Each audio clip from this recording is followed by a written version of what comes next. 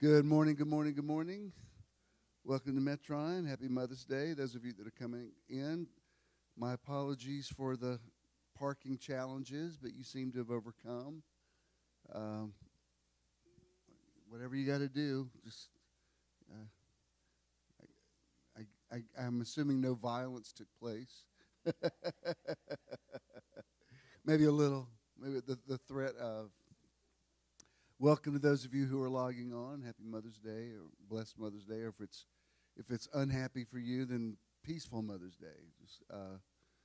Mother's Day is one of the most challenging days of the year to preach because everybody's head's for whatever different reason.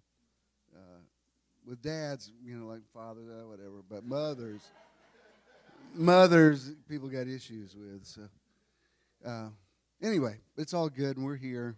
And it's a blessed day. Spirit of God, we recognize that we are always in your presence. Where can we go from your presence? We are your presence. We are you in the earth. As he is, so are we in this world. Spirit of God, we open up our hearts today for something wonderful and blessed and unprecedented to flow in us and through us and with us and as us. In your name. Let's remain standing, please. Let's say the Lord's Prayer, if we can. Our Father who art in heaven, presence of divine love and light that lives within us and within all of life, hallowed be thy name. We invoke the powerful creative nature of all that is sacred and holy. Thy kingdom come. We embrace the healing essence that is the kingdom of heaven within us. Thy will be done. We accept our greatest good as we align with our divine nature, on earth as it is in heaven, knowing that the affairs of our lives reflect our evolving consciousness. Give us this day our daily bread. Each day we receive great blessings from within and throughout all the activities of our lives. And forgive us our trespasses as we forgive those who trespass against us. We accept the divine nature of all things and all people, including ourselves, as we move away from judgment and toward greater awareness of divine presence. And lead us not into temptation. We shall be vigilant in expressing and experiencing the oneness with all life. But deliver us from evil as we are learning to live without fault-finding and suffering. For thine is the kingdom and the power and the glory forever and ever. For we accept the consciousness of divine perfection with all its power and glory right here, right now, and forever. Amen. And so it is. Tell the person next to you, you've always been like a mother to me, and then you may be seated.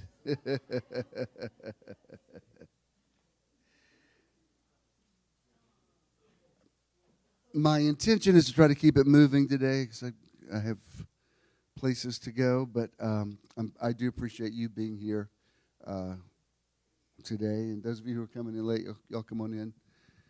Find a seat. Let me tell you that our outreach this month is Doctors Without Borders. We've given to them once before, but it always makes me feel good to know that we're helping children and children in other countries. So that's always a good thing. We bless you for your giving, those of you that give. And also that next Sunday, Jonah is going to be with us. And I said, do whatever you want to do. I said, if you want to sing or if you want to do your electronic stuff. And so he said, I might do a little both. So I said, that sounds good. So he's going to be here. Please be here for that. And also remember that we have Meditation Weekend number 23 coming up on August 3rd and 4th on Driftwood Beach in Jekyll Island. Looks like already a good group is lined up to go, so I'm expecting good things.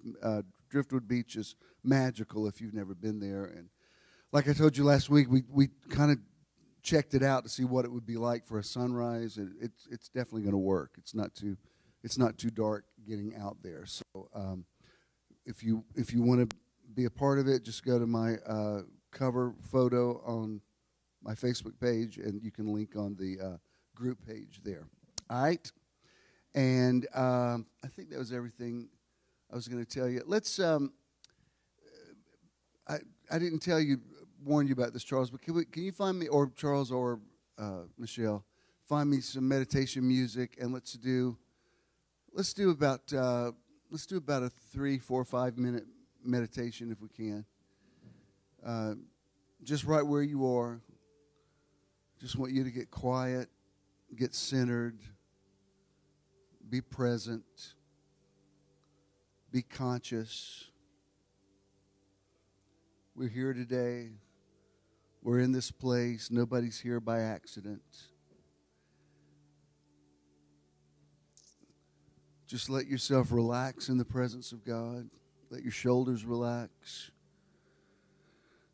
Let your breathing become consistent in through your nose and hold it and then out through your mouth. Let's inhale.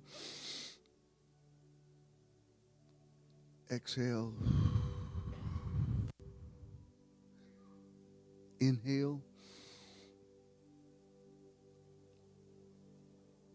Exhale. Give me a couple more breaths like this. In. Out. Inhale. Exhale. Now I'm going to be quiet for a little bit. I just want you to just be here.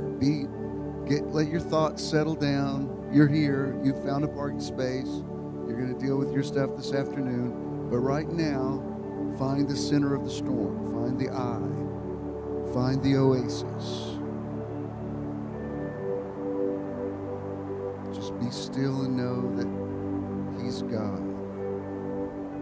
Be still and know. Be still.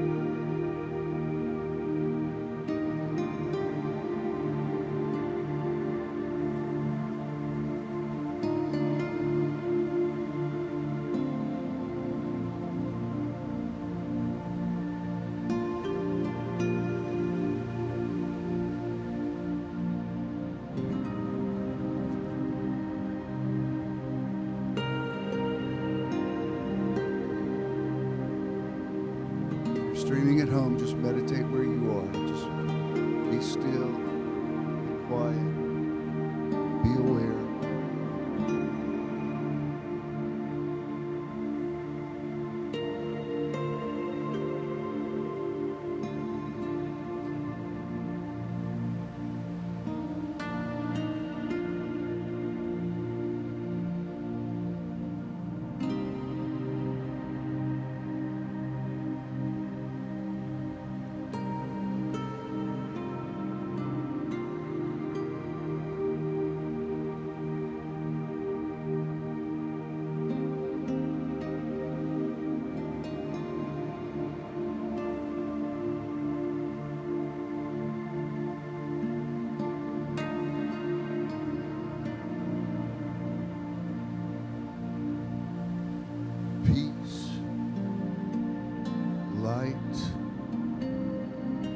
Serenity,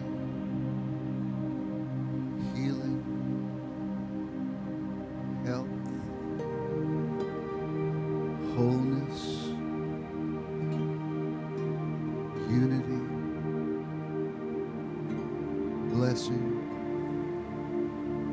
abundance, joy, freedom, liberty, openness, connection, unity, consciousness, spirit.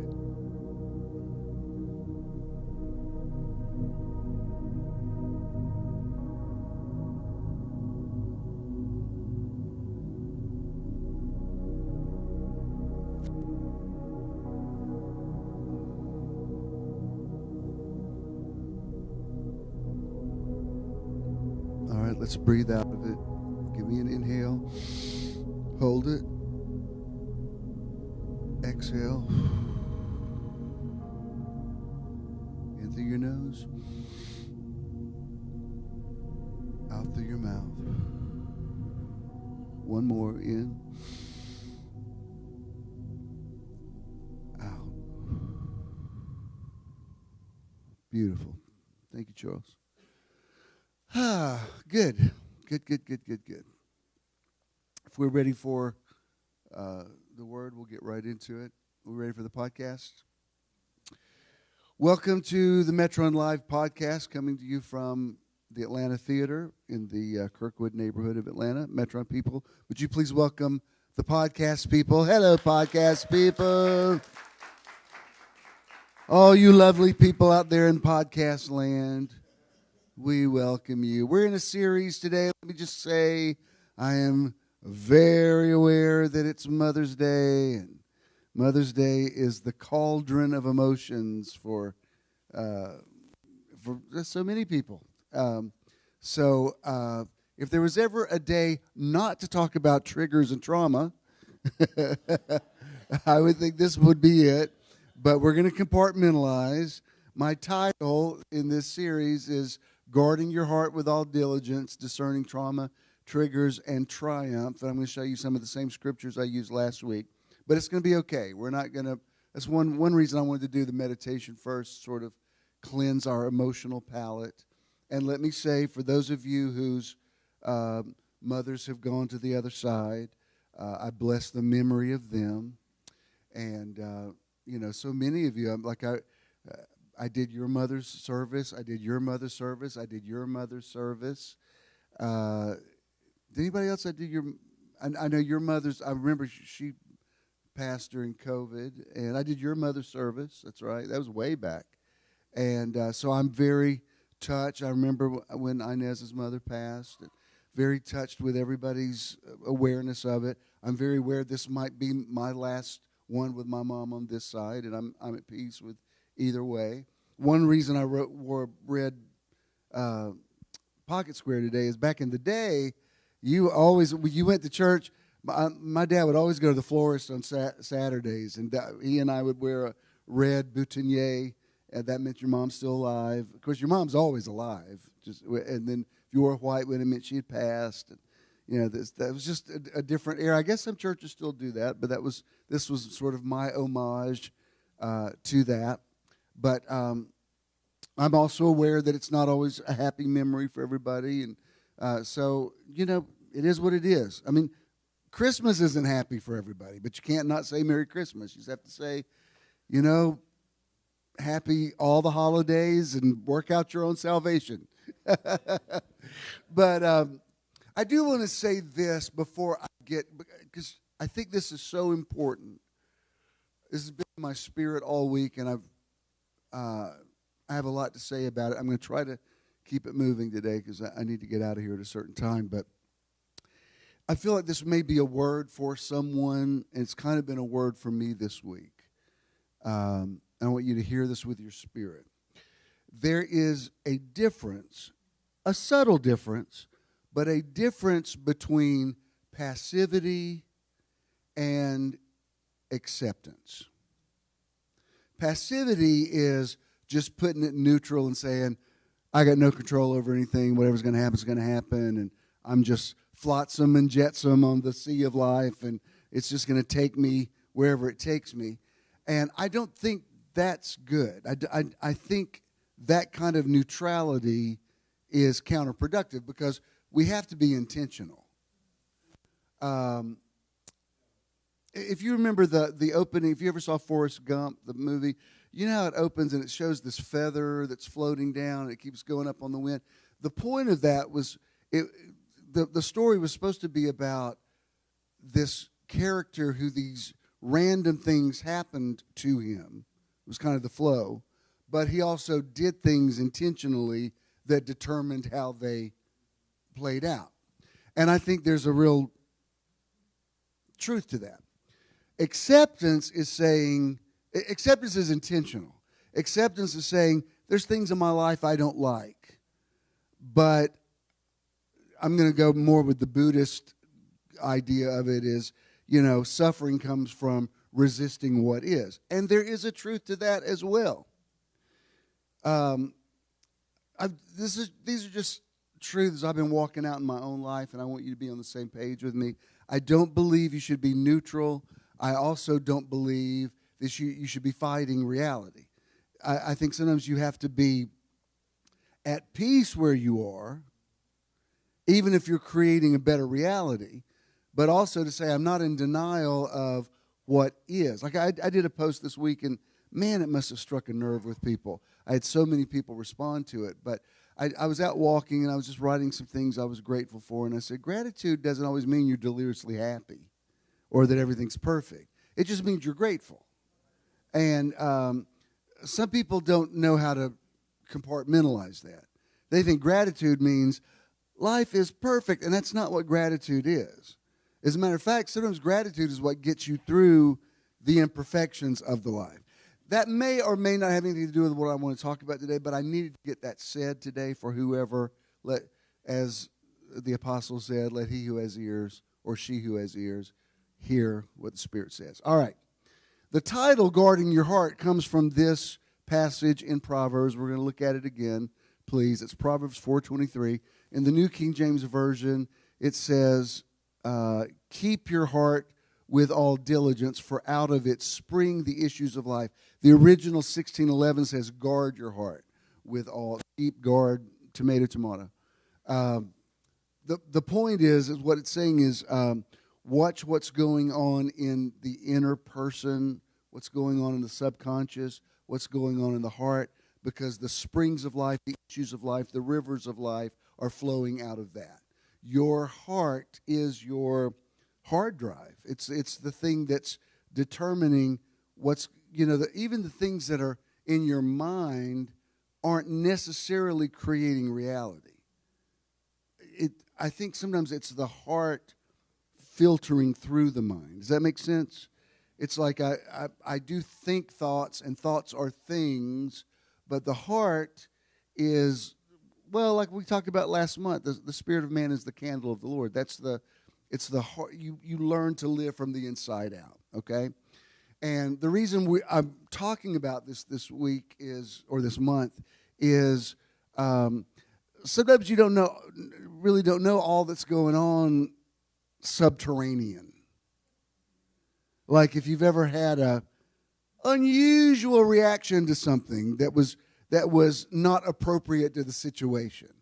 Like, something that you could have been mad about, but you wanted to kill somebody about. Now, you may just be going through menopause. Maybe it's that. Or maybe it's a lot of stress. But there's sometimes where you think, where did that come from? Why did that affect me so dramatically? And the trigger, and this is what I want to get across to you today especially, the trigger is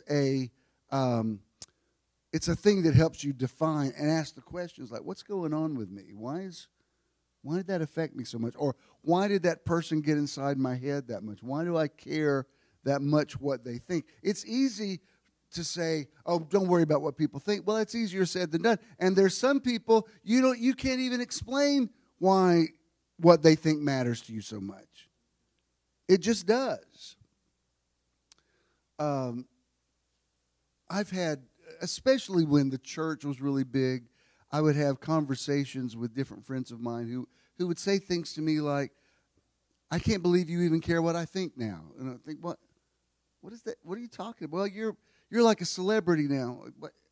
That's the most ridiculous thing I've ever heard. Of course I care what you think. Like, you think I don't remember? I mean, come on. If anything, people who actually are bona fide celebrities sometimes value the relationships they had in their life before the fame and success came because they know it's legit. But it always amazed me that some people, some people just perceive a thing that way. Like, well, of course it matters to me. Of course. Hey, Doc. And the second thing I want to show you is this same verse. This is out of the New International Version. I showed you this last week. Above all else, guard your heart, for everything you do flows from it. Martha Stewart's in a commercial right now about soil that you can buy. And it shows her with this guy, and the guy says, I think you're a dirt nerd. And she says, I'm a huge dirt nerd. Because her whole point is, it's the quality of the dirt that determines the plant even more than the seed. Which is basically, the parable when Jesus said, if you know this parable, you'll know all of them.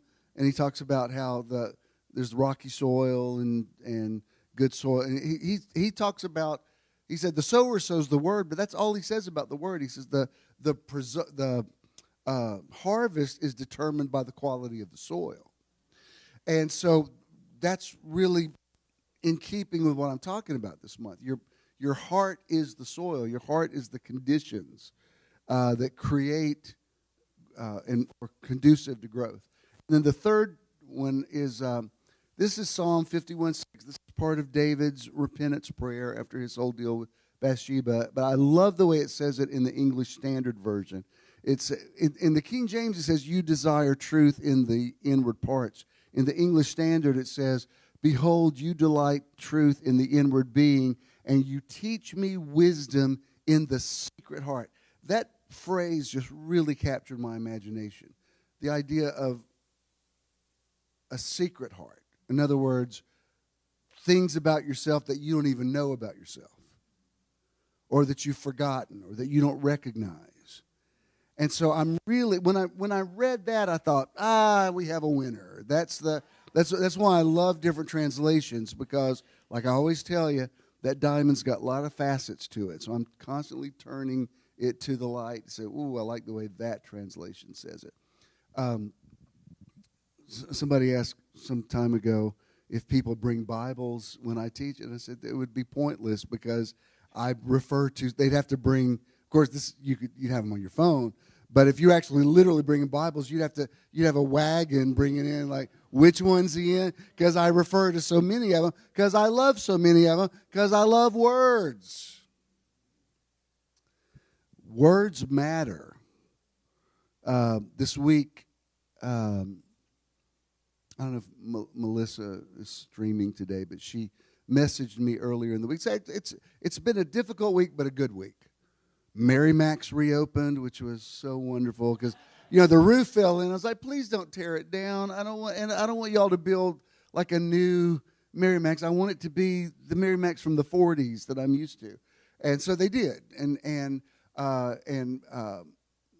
Jared was home from Spain, so all three of the boys were able to go to dinner Wednesday night, and I sent them a group text, and I said, Mary Mac's is reopened tonight, and they said, let's go. So that was just great, that was like I posted about it being a double portion blessing. And then Melissa messaged me. She said, I've got these 2 tickets. It's not the exact To Kill a Mockingbird that the movie is, or even the novel. This was a play that Aaron Sorkin, the writer, wrote about To Kill a Mockingbird. It's basically the same story, but it's sort of a revisitation from modern times because, and I love, Ken and I just watched it the other night. Again, it was on. I can't believe I'm watching this again for the bazillionth time. But I understand why there are parts of it that are problematic. Like, for instance, because the main core of the story is that a black man's falsely accused of raping a white woman. And that becomes the center of the whole thing, which it's all about looking beyond what your prejudice is and that sort of thing. And for better or for worse, one of Atticus Finch's, his main thing is unless you walk around in a man's skin, you don't know what's going on when they're walking his shoes, which in theory is good, but in that context, it nearly implies that it's okay to be a horrible racist. I don't think that's what Harper Lee meant, but that would have been a white woman's view writing this. But you have to take it in its context. You understand? So he's revisiting this, and buddy, they bust it wide open. I mean, it was like, Melissa, if you're watching, you asked me to write a review. Here's my review. It's very interesting how they reframed it. You recognize the story. It's the same story, but lots of the characters have been beefed up. Like the Calpurnia character that was the housekeeper, she's virtually silent. She's like a major player now. And riveting performance by this woman. And when they go to court, this is supposed to be like a courtroom trial in the 30s. And man, the N-word is flying to the point that it's uncomfortable. I'm like, okay, y'all, please don't say it again. And he actually wrote a little too much comic relief for my taste. And then once the audience ever laughs, then they laugh at everything. And I'm like, this isn't a comedy. I'm saying it out loud. Because my point in bringing this up about this week is Jared went with me. I had an extra ticket. So, and that turned out to be a really good night. And for the record, my conversation with my boys Wednesday night and Thursday night, they've both talked me out of, it was all about talking me out of retiring. So I'm not retiring. Are you happy now? Like they just ganged up on me and like, are you crazy? And I'm like, okay, thanks for the compassion. But anyway, back to the whole thing. Some of the comic relief helped to buffer some of the intensity of it. And it was good. I saw a stage production of it years ago that was more faithful to the novel. This brought up some very interesting points, like in this version, y'all are familiar with To Kill a Mockingbird, right? Scout, Jim, and Dill operate as narrators for the whole place. So they're walking through the courtroom. They're talking all the time, which is very different.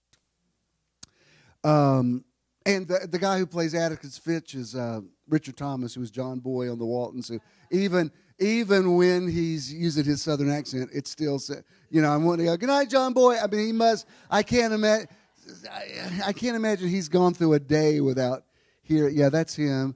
That's the woman that played Calpurnia. That's the woman that played Scout. That's Dill. Dill is actually based on Truman Capote. That was us in front. But it was really good. There was a scene. It was very subtle, but it made a very powerful statement because Scout says, she gives some backstory. She's a Calpurnia worked for my grandmother, and then when my grandmother died, she worked for my mom. And then my mom died, she just stayed on. She said, how can I explain the relationship with my dad and Calpurnia? It's really like brother and sister. So I thought, okay, that's interesting.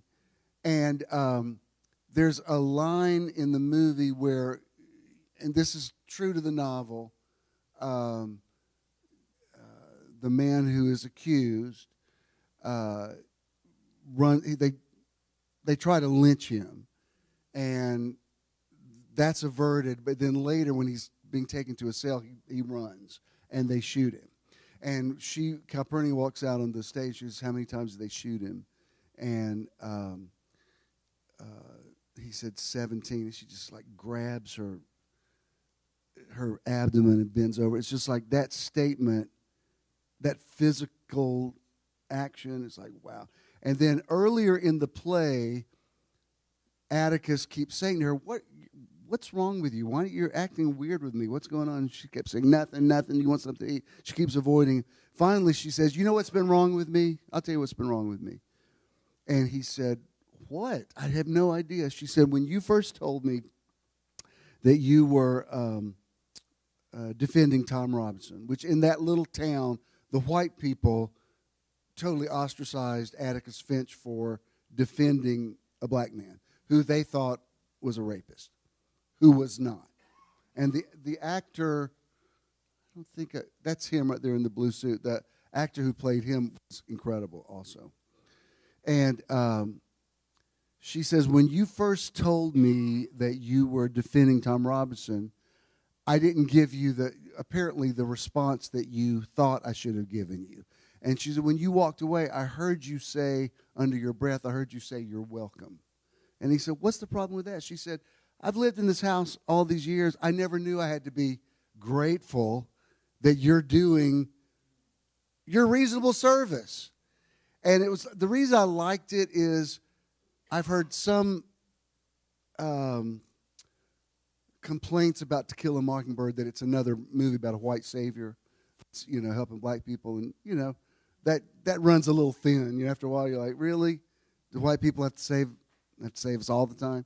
And it was just a very not clever, very intuitive way to say that that's your reasonable service. That doesn't even deserve a thank you. Of course you should defend him. Do you know what I mean? So I'm saying all that. If I don't stop that word, I'm not going to be able to pick Mom up for lunch. So somebody gong me. But I said I'm sitting there through the whole thing, and I enjoyed it. I can't say it was my favorite trip to the theater because I frankly didn't like the audience. It's like, I don't think y'all are getting this. Shut up. Like, I went to a version of the all African-American version of Cat on a Hot Tin Roof years ago. And Felicia Rashad played Big Mama, and James Earl Jones played Big Daddy. And there's a scene where Brick gets really physically violent with his wife. Like, he's throwing her down the bed and kind of hitting her. And the crowd's laughing. And I'm like, not a comedy!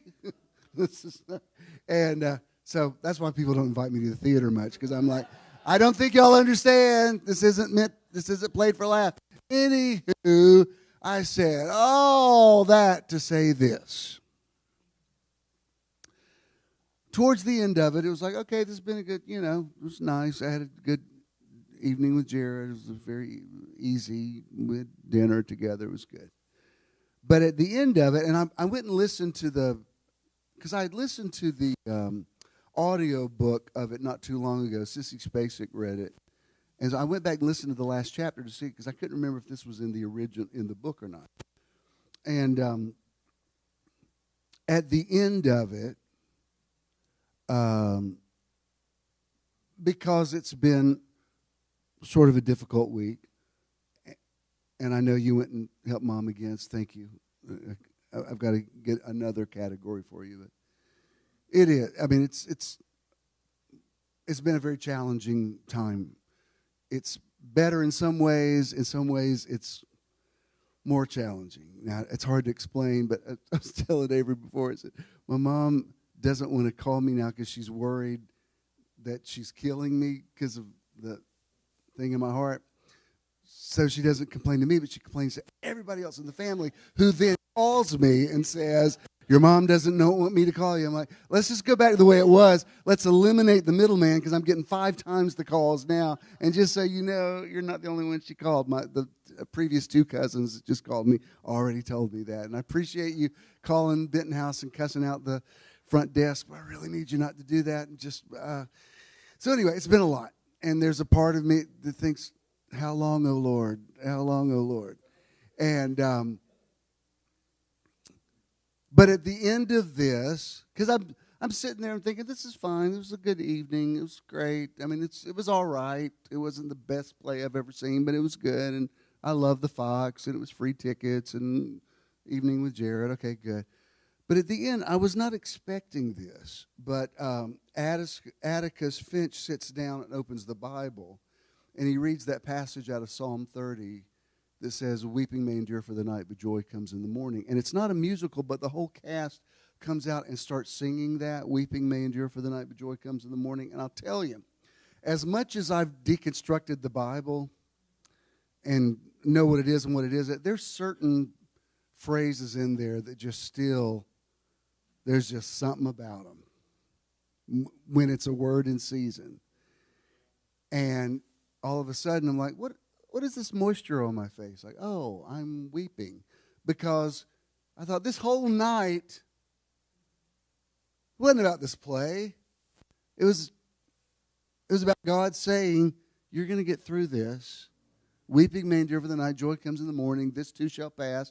I know that already, but you know what I mean. Sometimes you need the contextual, like, oh, that's what this evening was about. And it really brought me a lot of peace, and I want to share some of that peace with you. Whatever you're going through that you think, sweet Lord, how much long is this going to go on for years? I mean, what am I going to do? I wrote a meditation this week about not making decisions when you're tired, either physically or emotionally.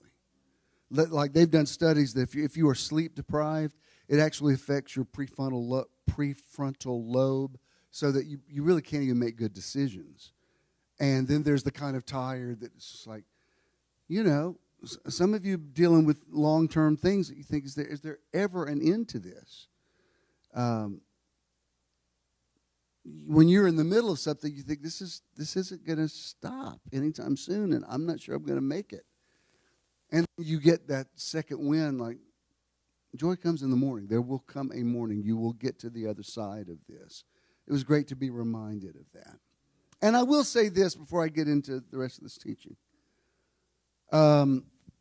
The point of this play was to re-examine the idea, should racists be empathized with? Do you understand what I'm saying? Because he was saying, get inside their shoes and walk around. That point could be challenged. Do you understand what I'm saying? It's like, I don't know if somebody like that deserves the same grace to say everybody's got a point of view. Some point of views are just wrong, period. Like there's nothing to discuss about it. Hitler wasn't a good guy. Don't tell me he did some good things. No, he did. I mean, but having said that, because the other thing I got from this play is, all right, well, how deep does empathy go? And I will say this, since today is Mother's Day, and since today I'm talking about triggers, I will say this.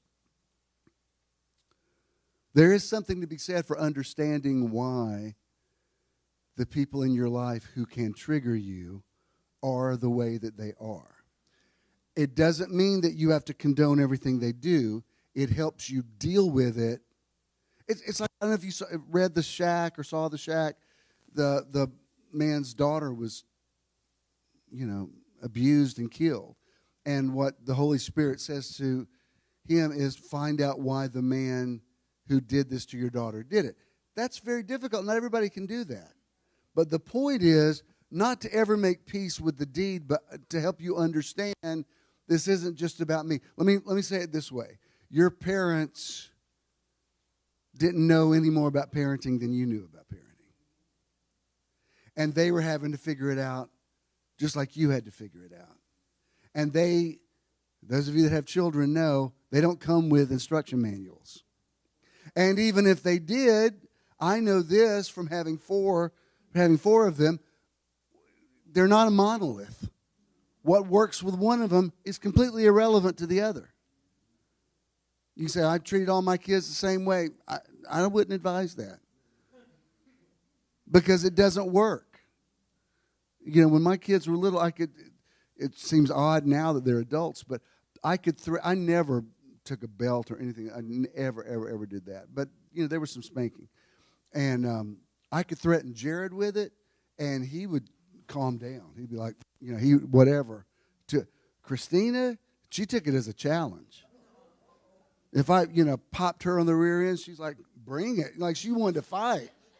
And I thought, this isn't going to work because if I'm bigger than her. I'm just doing a little smack, and she's hitting back, and I can't be in a fight. I don't want somebody called DFAX. I'm in a fight with a 3-year-old, so I had to learn early on, this isn't going to work with her. My point in saying it, and there's a meme I'm going to show you. Come on in. That will illustrate this point. And not just with parents, but with anybody that can affect you, can punch your buttons. It will at least help you to understand the dynamics of a situation if you know why they are the way that they are. Does that make sense? Even just before we went to the theater Thursday night, Jared and I had dinner, and he was asking me some things about my paternal grandfather, who I wasn't close to really. My dad wasn't really close to him. I mean, he was around, we would see him, but we just didn't really have a relationship with him. And just with some of the questions that Jared was just innocently asking me was giving me a lot of insight. Like, as I'm answering him, inside I'm thinking, you know what? I think that's why Dad was the way he, like that. Like, he didn't even realize, but I was working out some things in my own head. Like, no wonder he was that way, because, you know, that's what he was exposed to. Am I making sense? I know I'm all over the place. Ken's on call during the week, so I don't talk to anybody during the week. So when I get here, I have to use all my words. Y'all have no idea what a solitary life I lead. Here's this number 4. Let's keep it moving. This is Psalm 19:13 in the Tree of Life version. It's where David's saying, who can understand his errors, cleanse me from secret faults. Here in the Tree of Life it says, who can discern his errors, cleanse me from hidden faults. And what it means is, in this context, is finding out, why do certain people affect me the way they do? Why do I respond to rejection the way that I do? Why am I needy in certain areas? And, you know, a little bit of this goes a long way. You can get so introspective to where you just finally have to say, look, I am who I am. You know, I can't figure it out. But if something's troublesome to you, it merits some introspection. Like, all right, well then why does this matter to me? Why do I care with this or that? Okay? So here's the 3 things I want to show you today that I didn't talk about last Sunday. This is a quote by Dr. Nicole LaPera. And she says this: there's nothing negative about being triggered. Y'all know what I mean when I say trigger? I know that term is used a lot, but it's like, you probably will see some people write about it, about Mother's Day. People will say, I'm triggered by Mother's Day, meaning it affects me emotionally. It causes me to respond in a particular way. But here it says there's nothing negative about being triggered. It's a calling to heal our wounds. It's a calling to self-reflect, to get curious about the reaction we are having. I used to watch the sitcom, and still do sometimes in syndication, the sitcom Will and Grace a lot. And Grace's character was written to be like super self-absorbed, and they used this device in a couple of episodes where Will and Grace would be verbally fighting with each other, and they're going back and forth. It's well-written script and very fast dialogue, and he would say to her, Grace, it's not always about you. And she goes, yes, it is. It's always about me. And you could tell when she says it, she's like out of the abundance of the heart, the mouth spoke. Like, oh my God, I can't believe I know that. Like, she didn't know that she knew it. And it's sort of this moment of self-revelation. Like, oh my God, maybe I am self-absorbed. And sometimes, sweet Lord, I've had my share of nasty letters over the years. Some of them just been mean-spirited, and some of them I'm like, well, touche. I mean, that's kind of a fair point. Like, I could see why. And I actually am glad I can look at it that way instead of just pronouncing a curse on them. I say, oh, well, maybe it's something I need to look at. I don't know. Maybe that's the way people perceive me that I'm oblivious to. But I like this idea I even posted a meme the other day. It says, we should heal so that everything we hear isn't filtered through our wounds. And I think that really is true. And I've taught on that for years, how nobody really hears anybody else. You're actually hearing what somebody else says filtered through all your experiences. I actually use the word labyrinth. It's like this maze of childhood experiences, all these things that other people don't even know have been said to you. In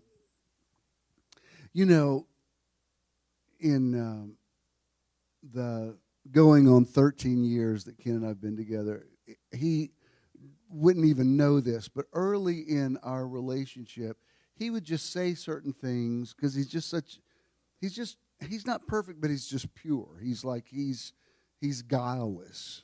And there's certain things that he would just say casually in response to things that I would think, you have no idea how much I've needed somebody to say that to me. Like, wow. And he had no idea. But, sometimes people will come into your life who will say things. I've had more than one person say to me over the years that I've said something offhand or casual to them that they were like, oh, my God, I didn't realize I thought of you so much as a father figure, but I've always needed a man to say that to me. And when you said it, it just validated my inner child in such a way. That's fascinating to me that can happen. Do y'all understand what I'm talking about? Like somebody will say something and you think, wow, you have no idea. Like you just nailed it. That's such a... It's why the Scripture talks about a word in season. You bite into a piece of fruit before it's ripe. You can swallow it. It'll keep you from being hungry, but it doesn't taste good. It might make you sick. But when it's a word in season, it's ripe. You know what I mean? It's just perfect. The next thing I want to show you is this quote by Teal Swan. The people who trigger us or cause us to feel negative emotions are messengers. Can I just say, I love and I hate this concept. It is true, but I don't want it to be true all the time. I need to give this disclaimer. And if you don't like this one, wait on the next one. But anyway, the people who trigger us or cause us to feel negative emotions are messengers. They are messengers for the unhealed parts of our being. Now, baby, this is what separates the men from the boys and the women from the girls. If you can get past something hurting you or stressing you out or whatever and discern a bigger message in it. I'm not saying there's always a message in it, but sometimes there is. I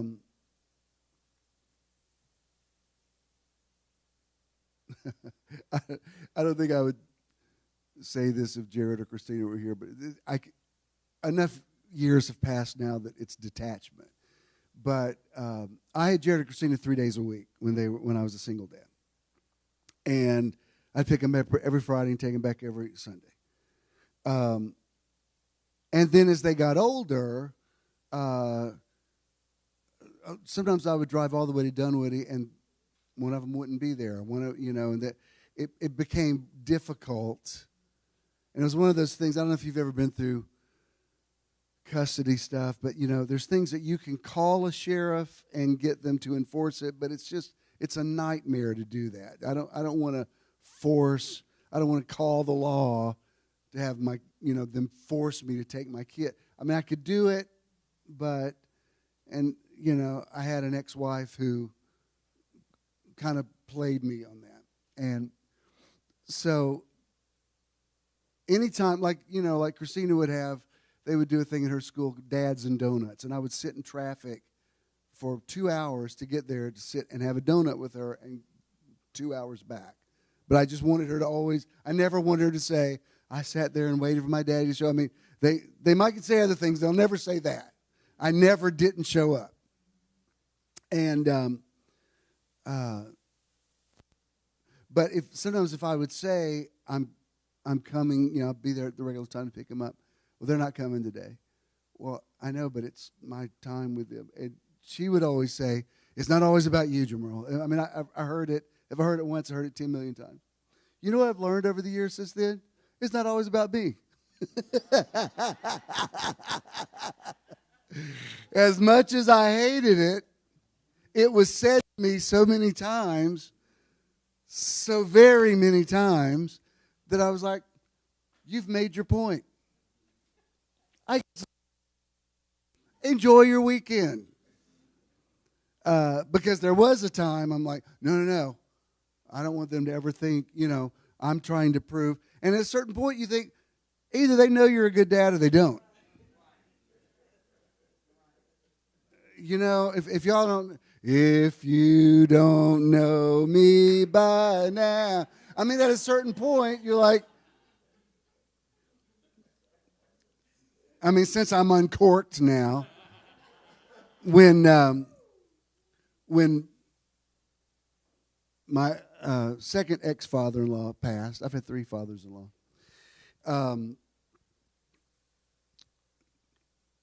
My boys adored Mr. Bo, and he's a beautiful man. In fact, Ken always reminded me a lot of Bo Flanders. They were similar type men. And when he died, Judah wrote this tribute to him, like everything I learned from my granddaddy. It was like everything I would love for him to have said about me. To the point, it was like he taught me how to ride a bike. He taught me how to fish. He taught me how to. And I'm like, good Lord, did I do it? Was I there at all? Jesus. I don't want to take anything away from Bo, but I know I did stuff with y'all. I know I was there. And so I was, again, talking to Jared. Jared, for some reason, in the last couple of years, Jared's become more of a confidant. And I was talking to him about it, and I said, do not repeat this to your little brother. But I said, should it bother me that, nothing against Bo, but it's like, the tribute was so effusive. It was like, I am the man I am today because of him. I'm like, I'm so sorry you didn't have a daddy. And he said, Dad, everybody loves you. And he said, for whatever he said, he's in the same line of work that you are. He's followed in your footsteps. I was like, oh, yeah, okay. Yeah. I know it's still not about me, but, throw me something. Give me, at least say, and Dad was there. He didn't do anything, but he was there. He took up space. And but it's just because, you just want your kids to, like, I want them to have a very different experience than I had. And I probably my dad was never verbal with me. So to compensate, I'm so verbal with them that they're like, I know. I remember when Judah was in Little League, he did really well, which I was so glad, because now that he did not get from me. I'm like, oh, I don't know. I never, if I've ever hit a ball in the bat, I don't remember that I have. I grew up by myself, and I wasn't playing with anybody, so that I never developed those skills. And fortunately, he had talent, and Debbie played some, so she could tell him stuff. I never did. In all the years that I was friends with famous baseball players, I never did. I understand the general thing, but I still can't see the strike zone. I'm like, I don't see what is it? So I just say what everybody else says. Way to watch, good eye, 3 up, 3 down. I don't know what the hell that means, but I know that's what you're supposed to say. Good eye, way to watch. And I don't want you to explain it to me because I don't care. I really don't care. But I wanted him to be affirmed so much that every time he would do something, I would go to the dugout and say, you are the man. And finally, he was like 7, I think. And I walked over there and said, Dad, I know I'm the man. I said, just want to be sure you know it, because I'd give anything to hear my dad say this to me. Anyway, the trigger people, if you can see them as messengers, I don't know if you can.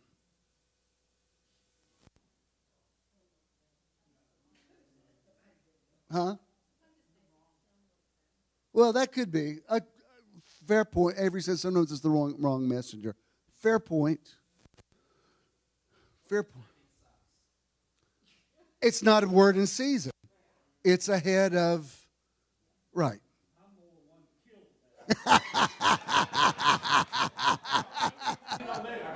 Well, especially, yes. And I think that's my caveat with this. I don't want to get you into a place where you think everything that's said to you is a message, because it may not be a good thing. That's why I think this needs to be taken with some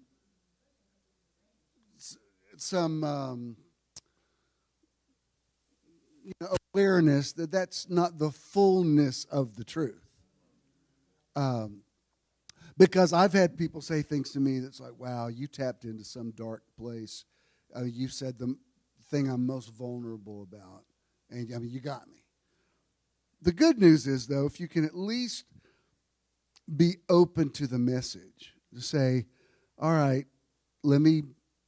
before I overreact to things, let my spirit listen and weigh it. And the good news is, like, I've had some people say things to me that I'm like, you're just wrong. I mean, I'm sorry.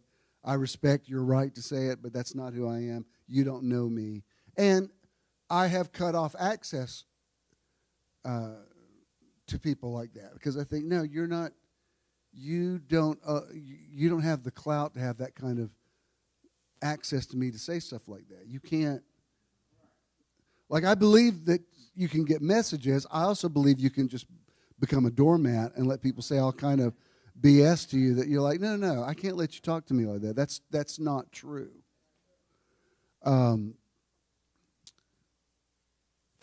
Which brings me to the final thing.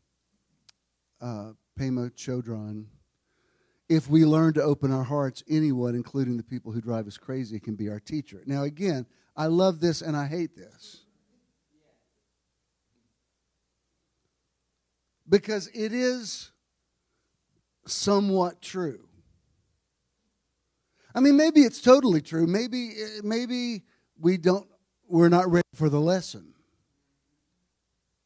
I will say this.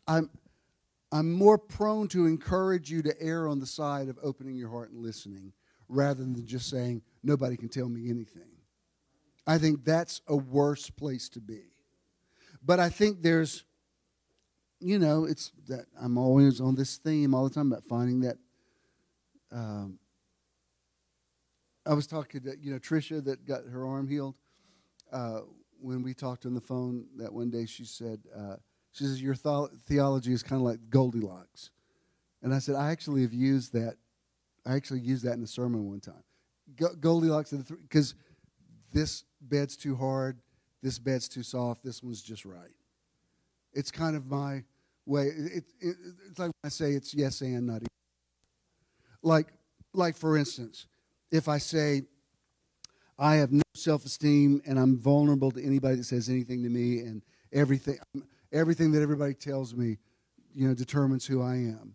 I think that's too hot. Or if you go here and say, this is who I am, you better deal with it. I hate anybody. That's too cold. I think there's somewhere in the middle that says, all right, this is just right. Some people can say things to me that have earned the right to be able to speak to me on that level. Other people, no, you don't know who I am, and I don't feel obligated to try to explain it to you.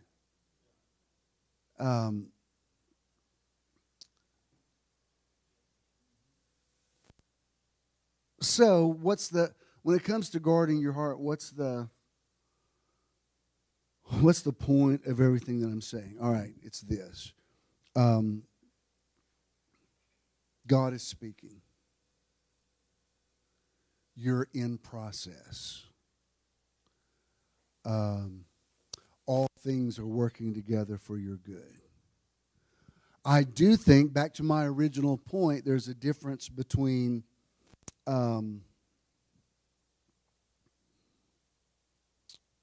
passivity and acceptance. like yesterday, I surprised my mom with this nice leather recliner. That's what she wanted. She liked it, but not, I'm like, lady, you have no idea what I went through to get this, but it is what it is. I mean, she was like, oh yeah, I like it, because she's having trouble getting off the bed so she said if I had a recliner, it would help me. I'm like, okay, fine. And I didn't say anything about it. I didn't say, well, apparently you don't like it. I was just like, okay, well, I got to go. I'll let you know when I'm on the way tomorrow. And I just let it go. Last night, I called. She's like, oh, my God, it's the greatest thing I've ever. I love it so much. I can get in it. And I said, okay, good. And I think it's a minor thing, but if I had responded the way I was inclined to respond, do you know what I mean? It's like, woman, I've been sitting out in this parking lot since 10 o'clock this morning trying to coordinate with these movers to surprise you with this thing. I'm going to need a little, oh, my God, I need something of that. Again, if you do something for me, you got to admit, I'm pretty good on thank yous. I think I am. If I'm not, make me aware. Good Lord, how many pictures have you taken in 10 years? Have I ever posted them without saying, thanks, B.J. Buford, exclamation point. How many podcasts have you done, Charles? We wouldn't even know. Years of them. Have I ever posted one that I don't say, thank you, Charles McFall, exclamation point? Because I've done a lot of stuff for people that never said thank you. And I just think it's important. I even try to always credit your picture, because I've had people steal my pictures, post them on their, like, I did that picture. You at least give it. Well, I can't really give you the credit because my people wouldn't understand that I know you. I'm like, please delete me. You can share my stuff, but you can't share my. Yeah, you just triggered me, and I'm about to trigger you right off my social media next. See, I don't think that's healthy. I don't think just letting people walk all over you and say all kind of nonsense. But I do think you should acknowledge and respond. And my point in what I'm saying about this thing is, like, when I just release the expectation, then later in the day, I did get that response. Sometimes if you're waiting for somebody to say the thing you need to say, in some kind of weird way, it's your needing them to say it actually becomes a deterrent. I don't know how that works. But like, when you need somebody to say something, you nearly force them into a place not to say it. Does that resonate with you? I mean, like that just, and then if you just release it and go, you know what, they are who they are. And then maybe you will get the but then again, maybe you won't. But you know what I mean? Everybody has a different love language. Not everybody is verbal. Every Wednesday night when I have dinner with my boys, when I stand up, I say, thank you, Dad, for dinner.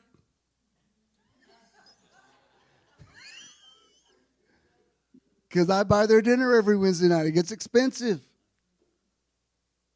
A couple of times they'll be like, you want me to Venmo you something? No, it's good, but thanks for asking. But nobody's ever bought my dinner that I didn't say thank you and then give you a follow-up text. You know why? Because I've bought so many dinners for people who never acknowledged. Guess what? Somebody at that table's picking up that tab. When everybody at that table's ordering a bunch of stuff, you get that tab, you're like, hey, ho, that's a lot of money.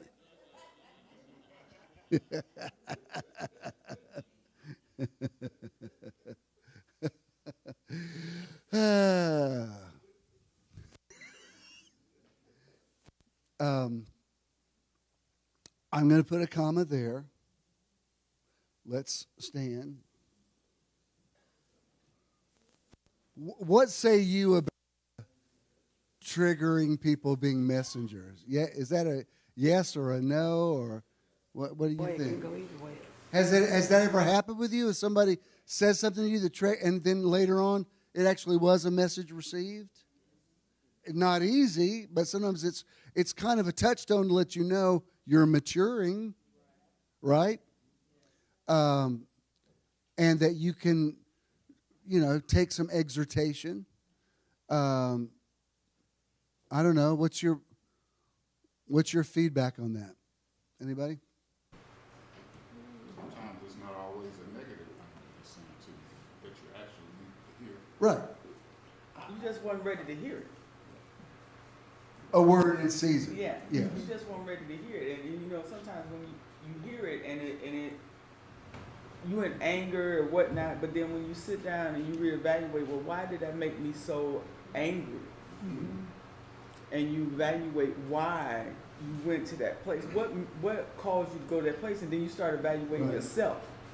Or why did somebody hurt my feelings so much? Why would it matter to me? Why did I feel that so deeply?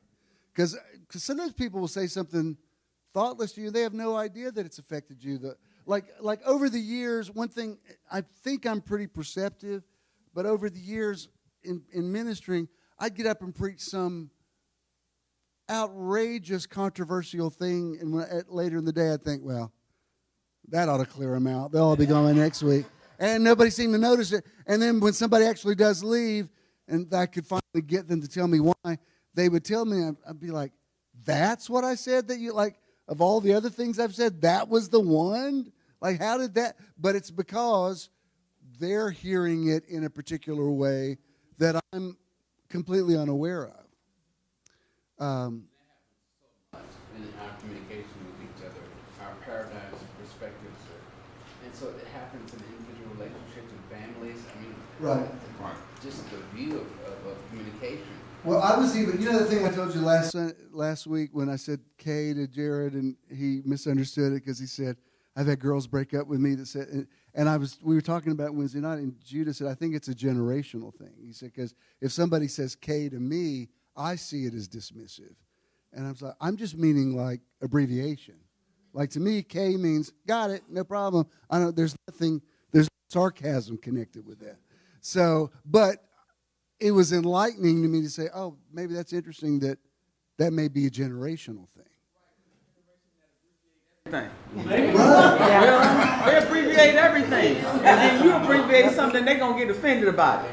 I constantly Google it. Somebody will give me an acronym. I'm Googling stuff all the time. I'm like, what is that? Oh, that. Whole sentence, and you do one word, they're offended. Yeah. Sonya's triggered.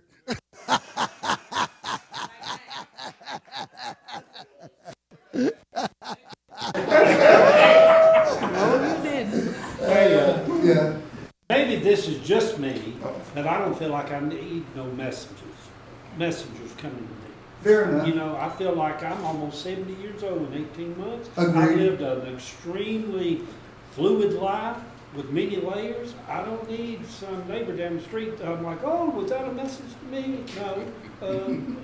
I do have my triggers now. Of course, I was abused as a child and all like that. My triggers now are like, it's like a rainy morning early. It triggers me back to being at St. Betty's one morning when it was raining. Those kind of triggers. But now like, oh, Daddy beat me. Those kind of triggers I've dealt with them over the years. That completely resonates with me. So I do go through this right here now. And when I hear you talking about you and your mom and your thing, it just reminds me that we're all so different. Yeah. You are not your mama, obviously, And I think I had to come to the point with Kathy, my ex-wife. I'm like, we're so different. I just have to accept that she's not me. Right. She's got her own ways of doing stuff, and our children too. But I will say this: I have wondered lately and come to realize, oh my God, people perceive me different than I perceive me, and that's okay. To some people, I walk on water. To some people, I'm an asshole. When you live, I had a guy to leave my shop one day so mad at me, and it's got a big A on the front door. He said, I know what the A stands for, asshole. Well, that's his perception of me. I'm okay with that. Sometimes you need to be an asshole. But I just kind of realized To me, I still look like I'm 42, and I'm wearing these jeans, and I'm young and flirty. I realize somebody else look at me like, oh my God, that guy's creepy. He's 70 years old. He needs to grow up. I mean, we just walk in these paradigms of life. Wow. No, I resonate. Everything you just said resonates. And I do think, especially if you already are open and you are already a seeker. No, I don't need a lot of teachers either. Yeah. I agree with that. I agree with that. Yeah. And I think, honestly, some of even this last hurdle is, I walked my dad up to the gate. Now I'm having to do it with my mom. Those are just literal fatigue things, it's like, but I also understand this is why she is the way she is. She just is. She was virtually raised by my dad, who did everything for her, and that's the way she sees the world. Everybody's supposed to be doing stuff for me all the time. It doesn't occur to her that there's other people. Like, I keep buzzing this buzzer and they're not answering. I said, Mom, there's other people living. And if you buzz them for everything, they'll start ignoring you. The buzzer is for emergency. But that doesn't,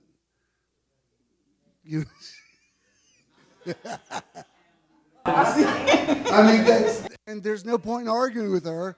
That's her worldview. Do not watch that movie again one night, because we know you love movies. Do not watch that movie, Throw Mama from the Train. Oh, God. I love that movie. I love that movie because it's such a testament to finding the right word, because Billy Crystal plays the writer, and it opens with him going, "It was steamy, the night was clammy, he can't find the word." And later on, the mother goes, "The night was sultry," and he goes, because that was the perfect word. Okay. Everybody good? All hearts clear? That would be a good song. That'd be a good song. All right. Play me the outro, and I'll speak a blessing on everybody. Contributing to Metron is quick and easy. You can give anytime using any smartphone. Text the amount you'd like to donate to 404-620-5044. You will then receive a notification that you successfully completed your donation. You may also visit bishopthenow.com and click the support tab to give there as well. When you contribute to Metron, you're also donating to the charity or organization of the month. Thank you for your investment into Metron. If you have a check, make it to JESM. If you have cash, just pay it forward. I speak a blessing over you, over your heart, over your mind, over your secret heart, wherever you are with the whole mother thing today, that you are blessed and at peace and have serenity and understanding, a spirit of wisdom and counsel and might, and that however you spend the rest of this day, that it's good and positive and is a blessing. And you wake up tomorrow saying, "This is the day the Lord has enabled me to make. I will rejoice and be glad in it." God bless you. Go in peace. I love you.